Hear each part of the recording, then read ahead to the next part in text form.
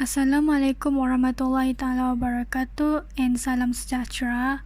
We are from group 3 of subgroup 6 will be presenting on the bioremediation of heavy metals by using bacterial mixtures. The contents of our presentation includes summary, benefits, limitation and suggestion.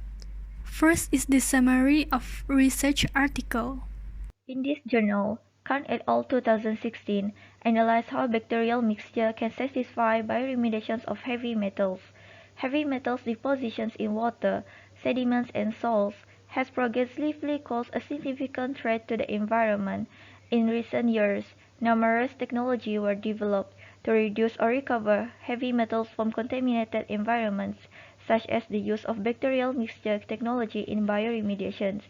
For successful bioremediations, it is critical that microorganisms with high capability of remediation and survival in contaminated environments are utilized.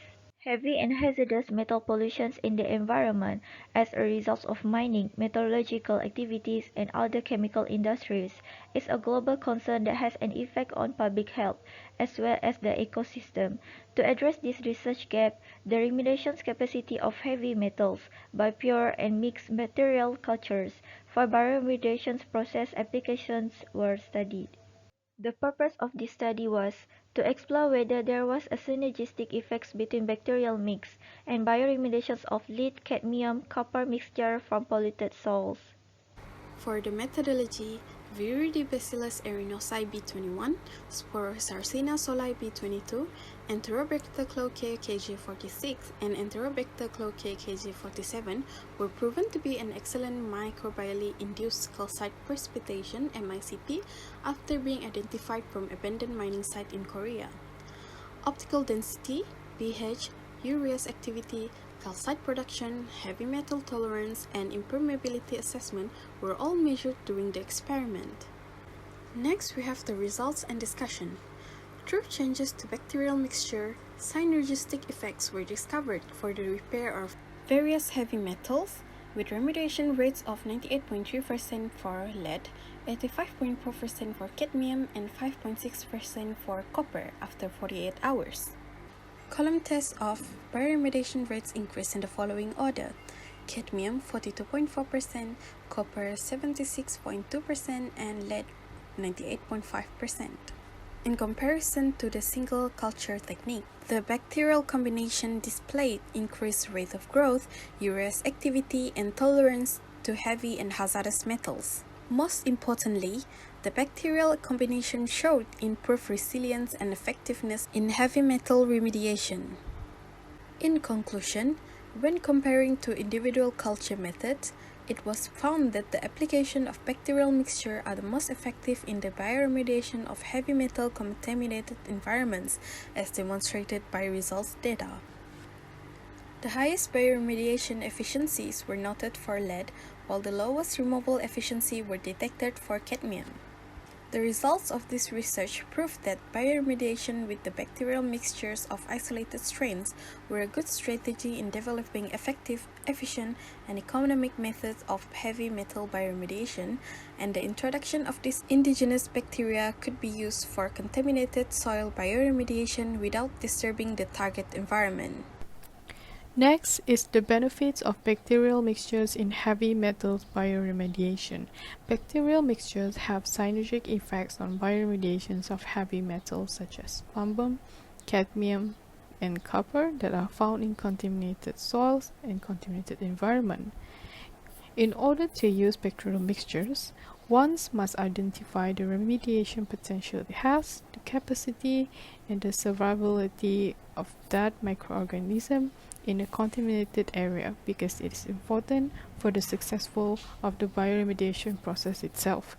This is because it has a higher rate of urea hydrolysis and a rapid increase in pH compared to single-strain culture. This is because when urease hydrolyzing urea, it promotes precipitations of calcium carbonate and produces ammonium and bicarbonate ions, thereby increasing the pH and accelerating chemical reaction. At the same time, bacterial mixtures also can stand and perform complex tasks and survive a changeable condition environment. This is because they often communicate and differentiate that makes them adapt to their surrounding. And this explains why they have the resistance towards heavy metal, as this is the important main factor of the study of remediation, because it is directly related to the survival and growth of the bacteria that being used in order to recover contaminated area or contaminated sites. Thus, by using bacterial mixtures, it is a good strategy for developing an effective, efficient, and economic method for heavy metals bioremediation without harming the target environment itself. Next, limitations. There are several limitations using bacterial mixtures for bioremediation of heavy metals, such as the production of toxic metabolites by microbes during bioremediation, non-biodegradability of heavy metals, and several external factors. First of all, some of bacterial species, such as Enterobacter species, may produce toxic metabolites as their byproduct during bioremediation. Enterobacter species capable of producing Shiga-like toxins, STX, which responsible for bloody diarrhea and hemolytic uremic syndrome.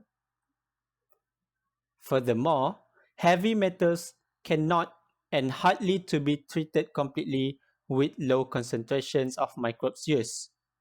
Some of the bioremediation using microbes requires multiple processes for it to be able to treat the heavy metals due to the non-biodegradability of heavy metals. Last but not least, several external factors includes large operating space required for ex situ bioremediation, climate reduces bioremediation techniques, and the time required for the bioremediation to achieve its target level of higher rate of treating heavy metals than the rate of heavy metals produced. Next is the suggestions on how to improve bioremediation performance.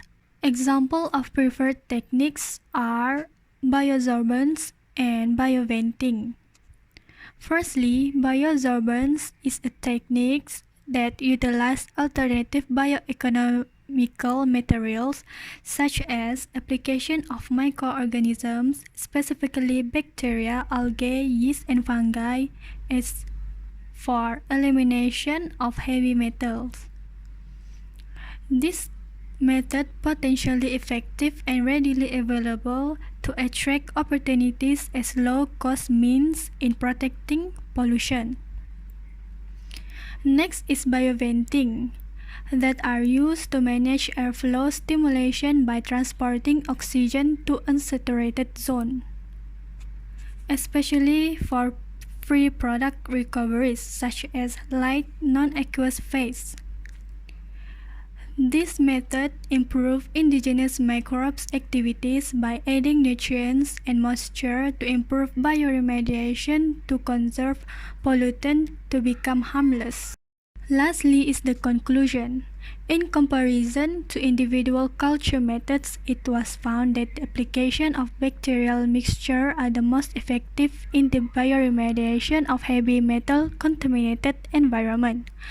The benefits also include synergic effects, potential and survivability, higher rates, resistance, and having good strategy to enhance efficiency methods of bioremediation.